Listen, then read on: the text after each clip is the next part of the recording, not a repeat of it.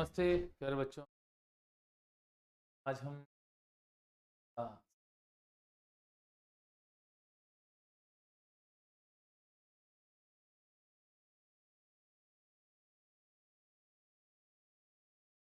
सबसे पहले हम बात करते हैं,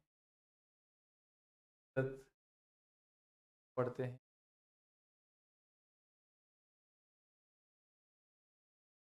देखिएगा, भाषा जो है वो हमारी देवताओं की भाषा, देव भाषा है। भाषाओं की जन और ये हम जब पढ़ते हैं ना, संस्कार मिलते हैं।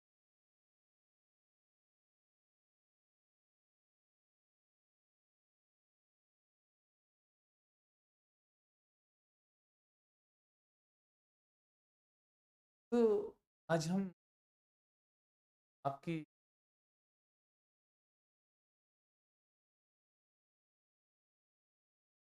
क्या है शब्द परिचय के बारे में हम शब्द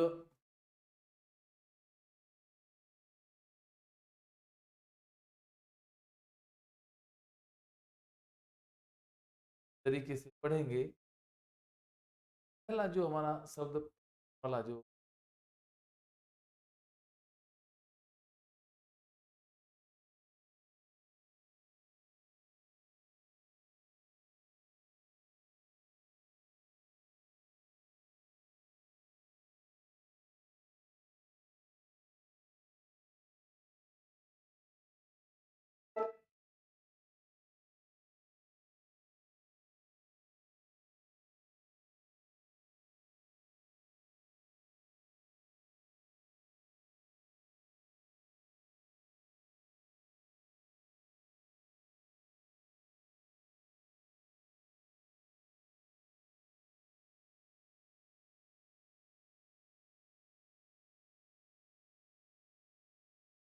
शब्द परिचय प्रथम अकारांत पुल्लिंग। अकारांत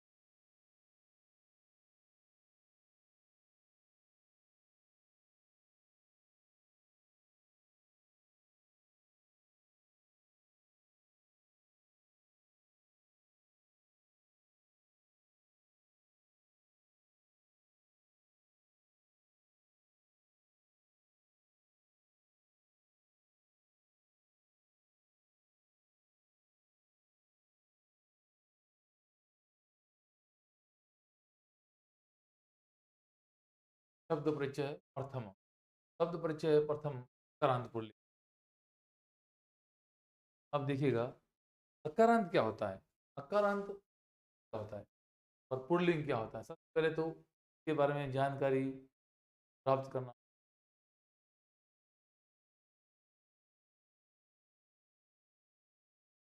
अकारांत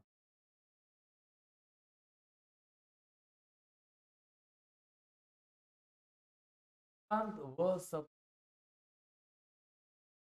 जिसको बोलने के बाद जो अंत में अ की ध्वनि निकलती है वो अकारांत शब्द। जैसे जैसे मैं यहाँ पे, अब इसी में यहाँ पे बताना चाहूंगा, प्रस्तुता। देखिए लास्ट में अ की ध्वनि निकल, पाठ अ की ध्वनि। उदाहरण के लिए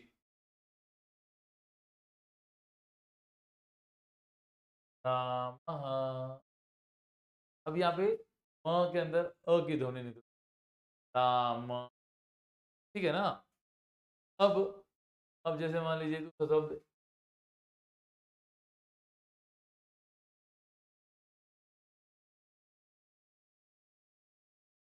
ता, के अंदर आ की ध्वनि निकलती है। तो ये शब्द कैसा होगा? अकारांत।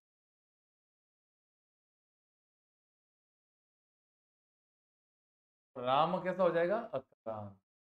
जैसे मैं आपको बताना चाहूंगा, पापा, ये शब्द कैसा हो जाएगा? आकारांत। ई, ये शब्द कैसा हो जाएगा? बड़ी इकारांत। बड़ी ई है इसके अंदर, ये हो जाएगा आपके इकारांत। शब्द के अंत में जिस स्वर की मात्रा निकलती हो, जिस स्वर की मात्रा सुनाई देती हो, दिखाई देती हो, वही शब्द उसी के रूप में जाना जाएगा। जैसे मैं कहूंगा गुरु, करांत। अब ध्यान दीजिएगा, गुरु के अंदर अब दो, एक और मैं शब्द लिख रहा हूं गुरु, दोनों में फर्क है। इसके अंदर तो देखो यहाँ पे मैंने गांठ लगाई है, गांठ नहीं, शब्द जो है अशुद्ध है। गुरु के अंदर गांठ नहीं होती है, गांठ नहीं होती। गांठ रखेगा, ये दोगलापन हो जाए, सबके साथ में सम्मान व्यवहार करता है। इस प्रकार से आपने अकारांत शब्द के बारे में जाना है, अकारांत किसे कहते हैं। उसके साथ में मैंने आकारांत, इकारांत, उकारांत सारे शब्दों को समझाया। जिस शब्द के अंत में अ की ध्वनि सुनाई दे, शब्द को अकारांत कहते हैं। और जिस शब्द के अंत में आ की ध्वनि सुनाई दे, जैसे पापा, ता, ता, रमा, ये सब आकारांत शब्द। जिस शब्द के अंत में ई की ध्वनि सुनाई दे, करांत। उ की ध्वनि सुनाई दे, उकारांत। लघु प्रकार से, जैसे किसी का नाम मान लीजिए, आप में से का नाम रमेश है,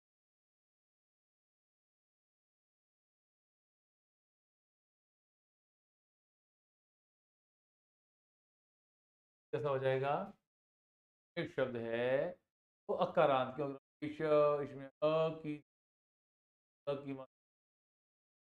आप में से का नाम लता है,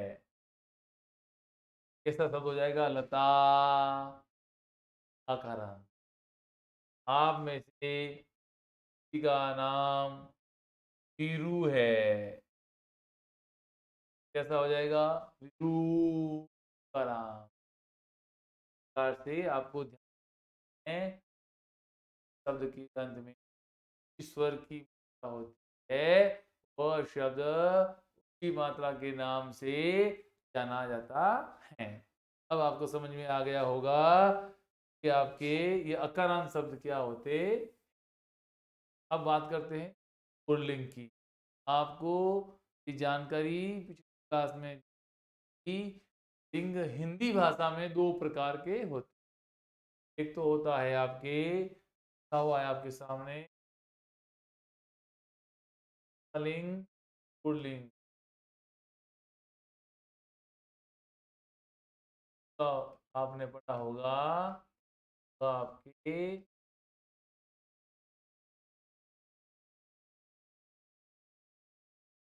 और दूसरा जो आपने पढ़ा होगा, वो आपने पढ़ा होगा,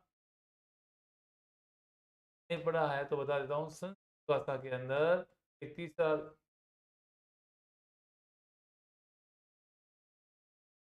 देखो लिंग को हम दो प्रकार से लिख सकते, ऐसे भी लिख सकते हैं। तो ऐसा लिखना है तो ऊपर अनुस्वार लगेगा, अगर ऐसा लिखना है तो अनुस्वार न लगे। ये लिखा हुआ है आपकी, ठीक है ना। अनुस्वार लगा दिया तो ऐसे लिखने की आवश्यकता। तो ये लिंग जो है ना, संस्कृत भाषा में कितने प्रकार के होते हैं? तीन प्रकार के होते हैं, पुल्लिंग, स्त्रीलिंग और, इसलिए मैंने अभी बताया था आपको कि शब्द परिचय को हम तीन भागों में पढ़ेंगे। कितने भागों में पढ़ेंगे? तीन भागों में। तीन भागों में कैसे हो गए? कारांत लिंग शब्द, अकारांत स्त्रीलिंग शब्द, अकारांत स्त्रीलिंग शब्द और नपुंसक, 3 लिंगों के माध्यम से। ठीक है जी। तो देखिएगा, आगे बढ़ते हैं हम लोग।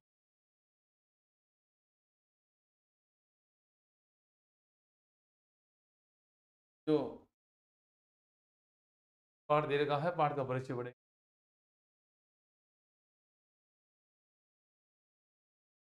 प्रस्तुत पाठ में अकारांत पुल्लिंग शब्दों का परिचय कराया गया है।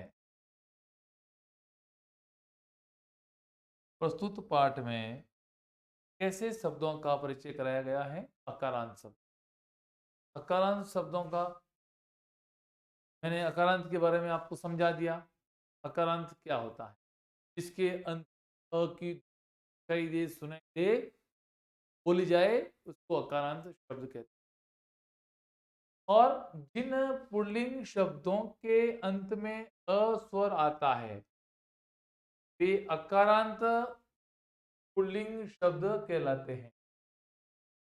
जो पुल्लिंग शब्द, अब मैंने आपको बताया थे लिंग 3 प्रकार के, पुल्लिंग, स्त्रीलिंग, नपुंसक। अब बताता हूं मैं पुल्लिंग किसे कहते हैं। पुल्लिंग से किसी पुरुष का ज्ञान होता है, स्त्रीलिंग से किसी स्त्री जाति का ज्ञान होता है, और नपुंसक लिंग से किसी पुरुष नहीं होते हैं उसका है। तो जैसे मान लो पुल्लिंग का ज्ञान हो और वो इसके अंत में अ की ध्वनि दिखाई दे, स्वर आता हो अंत में, वो अकारांत पुल्लिंग शब्द कहलाते हैं। जैसे मैंने बताया था, राम, अ की ध्वनि, मोहन, अ, वृक्ष, अ, बालक, वृद्ध, आदि ये सब कैसे सारे के सारे अकारांत और पुल्लिंग है। अच्छा देखो, बुढ़ा, बच्चा, मोहन किसी का नाम, राम किसी का नाम, वृक्ष, आप कहोगे सर वृक्ष पुल्लिंग कैसे हो गया? वृक्ष को सदैव काउंटिंग, ये सजीव है, वृक्ष सजीव है। और हम लोग विज्ञान से पढ़ते हैं, इसके अंदर बताया गया है सजीव किसे। देखिएगा, जीव हो, वृद्धि हो, जो गति करता हो, श्वसन क्रिया हो, सजीव कहलाता है। और वो सारी की सारी बातें वृक्ष में, वृक्ष क्या कहलाएगा? सजीव। आगे बढ़ते हैं। पाठ में अकारांत पुल्लिंग शब्दों के साथ प्रयोग में आने वाले सर्वनाम शब्दों का, देखिएगा, पाठ में अकारांत पुल्लिंग शब्दों के साथ प्रयोग में आने वाले सर्वनाम शब्दों का तथा कर्ता पद के साथ क्रियाओं का भी प्रायोगिक ज्ञान कराया गया है। सर्वनाम शब्द किसे कहते हैं, क्रिया किसे कहते हैं? जरा ये व्याकरण का विषय है, फिर भी थोड़ा सा ज्ञान मैं आपको दे देता हूं। जैसे राम, वन को जाता है, हमने ये लिख दिया राम वन को, और मैंने राम की जगह एक शब्द डाल दूंगा, राम वन को जाता है, वह वन में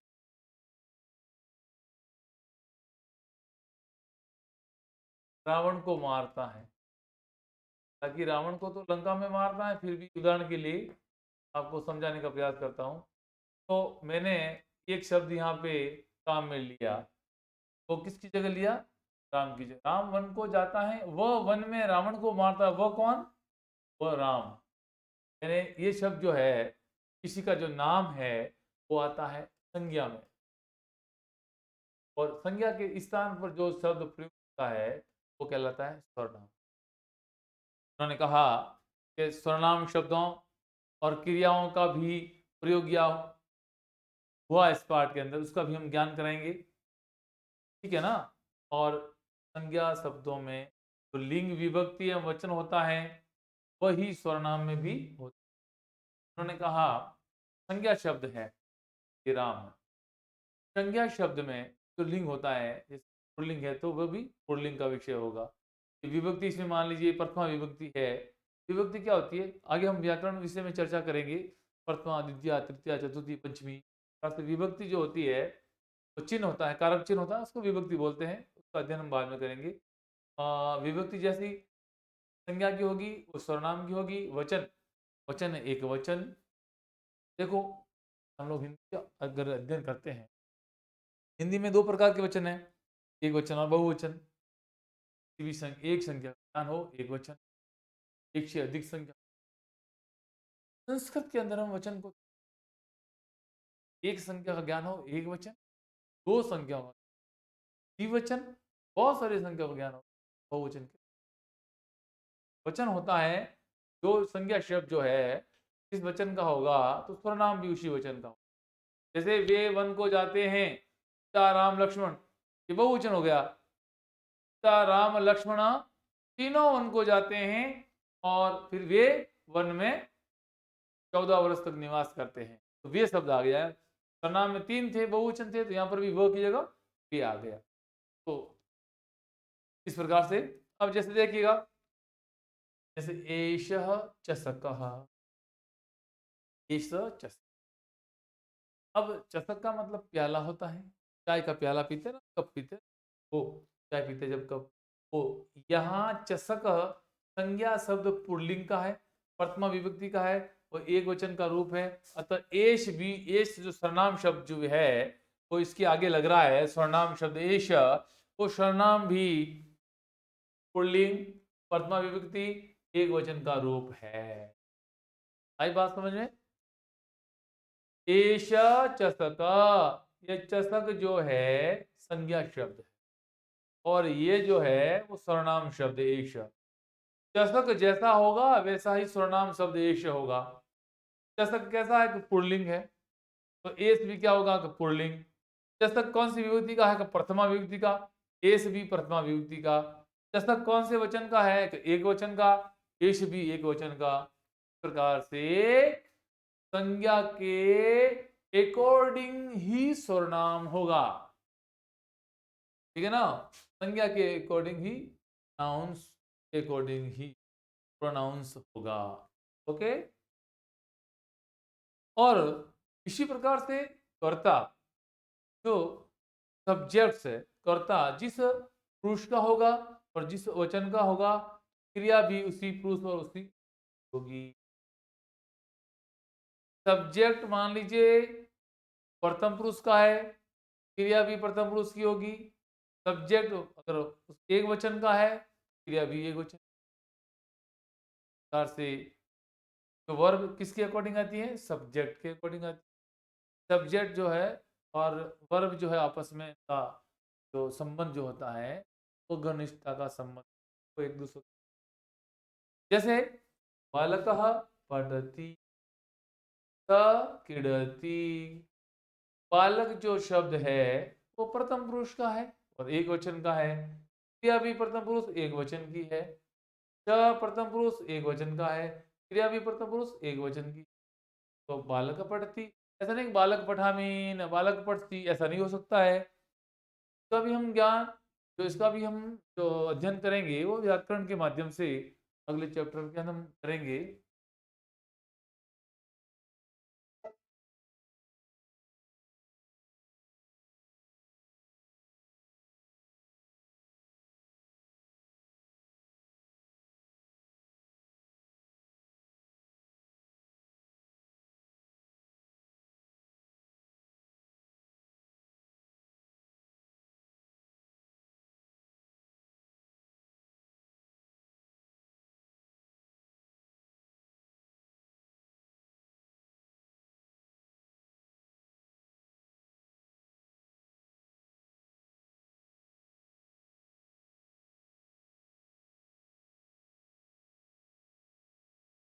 पेज को आगे लाना था अभी।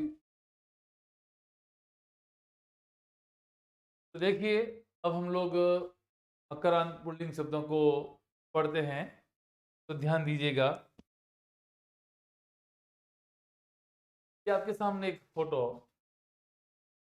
जिसको आप लोग हिंदी में गिलास कह सकते हैं, तो हम प्याला भी कह सकते हैं। तो एक शब्द लिखा हुआ है आपके सामने, एषः कः।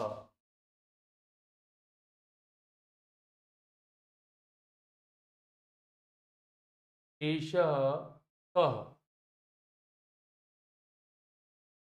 अब इसका जो हिंदी मीनिंग होता है वो होता है, देखो आपके सामने नीचे शब्दार्थ में भी लिखा हुआ है। एष इसका अर्थ होता है यह, कह कौन। ये हम कौन सा लिंग पढ़ रहे हैं? पुल्लिंग पढ़ रहे हैं। पुल्लिंग के अंदर भी क्या आता है? सर्वनाम एष, और ये प्रश्न जो वाचक शब्द है हमारा किम शब्द, उसका रूप है पुल्लिंग कह। एषः कह, यह कौन, ये कौन है, प्रश्न पूछ। आपके सामने वैसे फोटो लग रखा है तो देखकर बता सकते हैं, लेकिन ये भी पता होना चाहिए तो संस्कृत में क्या कहते हैं। मुझे पता है आपके सामने फोटो या बता सकते हैं, और ये लिखा हुआ भी है चषक। चषक का मतलब होता है प्याला या गिलास। ईशकः, ये कौन है? ईश चषकः, ये प्याला है, ये गिलास है। समझ में आ गया? अब देखिएगा, ये शब्द के अंत में जो बिंदी लगी हुई है, ये बिंदी आप लोगों ने वर्णमाला के अंदर ये शब्द पढ़े होंगे, अंग और अहा। ये हा की ध्वनि आती है, तो उसी ध्वनि को इधर बोलना है। एषः कः, एषः चषकः, यह क्या है, यह चषक यानी कि गिलास है। आ गया? अब देखो, कोई भी प्रश्न करता है, प्रश्न पूछता है, तो उसके अंत में प्रश्नवाचक चिन्ह लगा होता है, लगा हुआ है ना यहाँ पे। अब अगला देखो, किम एषः वृत्तः, किम एषः वृत्तः, जरा ध्यान दीजिएगा। क्या ये बड़ा है? किम का मतलब क्या हो गया? देखो यहाँ पे आपका शब्दार्थ दिया था क्या। वृत्त का मतलब बड़ा। क्या यह, एश का मतलब पहले दे रखा है यह, क्या यह बड़ा है? इसका उत्तर क्या मिल रहा है अपन को? ना, नहीं। एषः, यह लघुः, छोटा है। अगर समझ में, वापस देखिएगा। एषः कः, यह क्या है? एषः चषकः, यह प्याला है, यह गिलास है। एष किम एष वृत्तः, क्या यह बड़ा है? ना, एष लघुः, यह छोटा है, बड़ा नहीं है। का देखो हिंदी भावार्थ आपके सामने, ये क्या है, ये गिलास या प्याला है, क्या ये बड़ा है, विशाल है, नहीं ये तो छोटा है। आगे आपको समझ में? तो इस प्रकार से आप इनको संस्कृत के माध्यम से आराम से। अब अगला जो पढ़ने जा रहे हैं वो आपके, ध्यान दीजिएगा, आपके सामने एक चित्र है।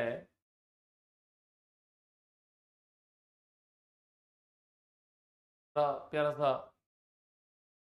है, देखिएगा। चित्र के माध्यम से आप पता लगा सकते हैं कि ये कौन है। ठीक है, तो हम पढ़ते हैं संस्कृत के माध्यम से।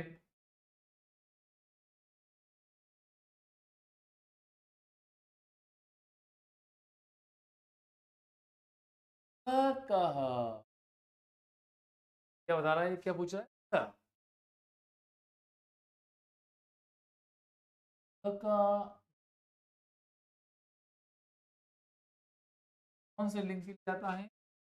पुल्लिंग के लिए। और पुल्लिंग का मतलब क्या होता है? मैंने अभी अभी बताया था, पुल्लिंग का मतलब होता है उस जाति का बोध हो, उस जाति का बोध हो, तो ना, तो ये स जो आता है कौन से लिंग के लिए? पुल्लिंग के। तो इसका अर्थ होता है यह कह, यानी कि वह कौन है।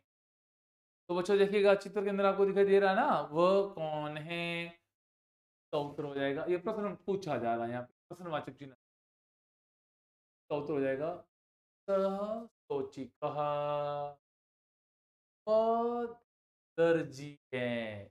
सोचिक का तात्पर्य क्या होता है, दर्जी, देखो इसका अर्थ भी यहाँ दे रखा है। और दर्जी कौन होता है, सिलाई करने वाला। क्या कर रहा है वो, बच्चों को कपड़े सिलने के लिए वो कपड़े की नाप ले रहा है। सोची कह, वह दर्जी है। कौन है, दर्जी है। अब अगला क्वेश्चन क्या पूछा जा रहा है आपसे, सोची का किम करोती। ये जो शब्द लिखा हुआ है जरा इसको ध्यान से देखिएगा, ये की है ना, इसके ऊपर अनुस्वार लगा हुआ है, तो हम माँ पढ़ते हैं, क्या पढ़ते हैं, माँ। कुछ बच्चे इसको सोचिका की करोती, की नहीं होता है, किम करोती, सोचिका किम करोती, दर्जी क्या करता है, क्या करता है।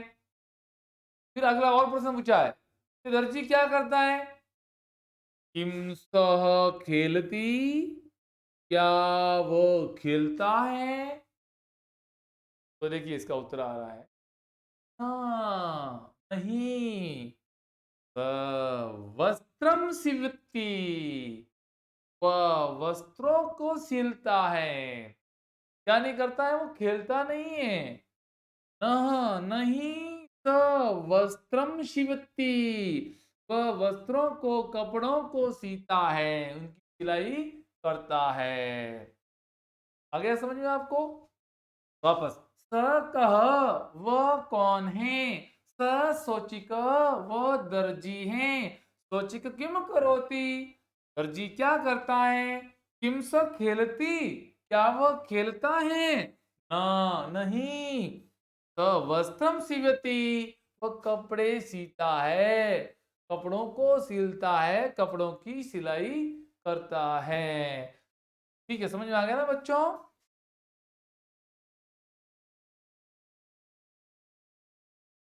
का हिंदी भावार्थ यहाँ लिखा हुआ देखिएगा, वह कौन है, हमने आपको यहाँ पे पढ़ाया था शब्द के माध्यम से, इसका हिंदी भावार्थ भी आपके यहाँ लिखा हुआ है। वह कौन है, वह दर्जी है, दर्जी क्या करता है, वह क्या खेलता है, नहीं वह कपड़े सिलता है। इस प्रकार से आपने आज ये दो भाग इसके पढ़े हैं, तो आप अपनी कॉपी के अंदर इसका हिंदी अनुवाद करके कल की क्लास तक तैयार रखेंगे, और कल हम नेक्स्ट आगे इनको लेंगे। तब तक के लिए हम इतना ही।